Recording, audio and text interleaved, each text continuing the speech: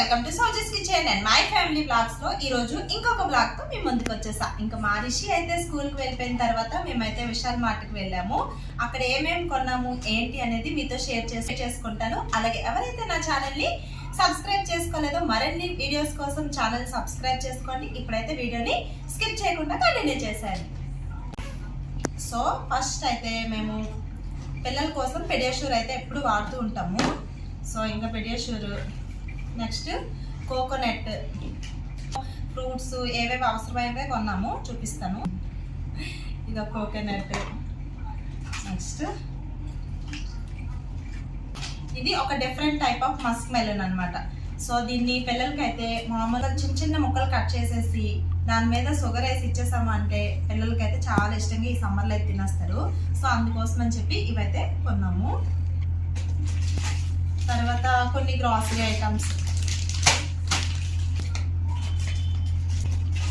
So papaya,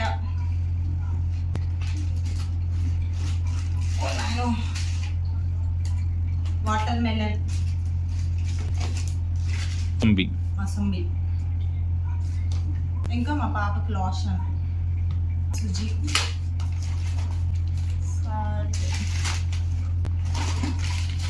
dalia compulsory ఉండాలి మా ఇంట్లో, ఇంకా సోప్. అంతే, ఈ బ్యాగ్ అయితే ఖాళీ అయిపోయింది. సోయా చంక్స్, మరమరాలు, ఇది పోహా, ఆయిల్. పిల్లలైతే ఐస్ క్రీమ్స్ కావాలి అని చెప్పి చాలా గోల్ చేస్తూ ఉంటారు. ఇంకా బయట అయితే ఎక్కడ పడితే అక్కడ తినేయడం అస్సలు మంచిది కాదు కదా. పిల్లలకి కలర్ వేసి ఇచ్చేస్తూ ఉంటారు, కానీ అల్లరి చేస్తారని చెప్పి అప్పటికప్పుడు కొనేసి అయితే ఇస్తూ ఉంటాము. కానీ సమ్మర్ వచ్చిందంటే నేను మా ఇంట్లోనే ప్రిపేర్ చేస్తూ ఉంటాను. ఇప్పుడు కూడా స్టీల్ గ్లాసెస్ అయితే ఉంటాయి కదా, అందులో అయితే మ్యాంగో కానీ ఆరెంజ్ కానీ ఇలా వేసేసి చేసేసి ఇచ్చేసేదాన్ని. కానీ వాళ్ళ కోసం ఇంకొంచెం డిఫరెంట్గా ఐస్ క్రీమ్ కనిపించడం కోసం అయితే ఇవైతే తీసుకున్నాను. బాగున్నాయా? ఇవైతే చాలా చిన్న షాపింగ్ అయితే చేసాము. మొన్న క్యాంటీన్కి వెళ్ళినప్పుడు మా హస్బెండ్కి అయితే తిట్టాను కదా, ఏం లేవు పనికొచ్చిన సామాన్ల కన్నా పనికిరాని సామాన్లే చాలా ఎక్కువ ఉన్నాయని చెప్పి. కానీ నన్ను ఎందుకు తీసుకువెళ్ళడం మీకు అర్థమై ఉంటుంది కదా. సో ముందే గెస్ట్ చేస్తాడు నేను వెళ్తే ఎంత బిల్ అవుతుంది ఏంటి అనేది. మరి మీరు గెస్ట్ చేయగలరా? గెస్ట్ చేస్తే కామెంట్ బాక్స్లో కామెంట్ చేయండి.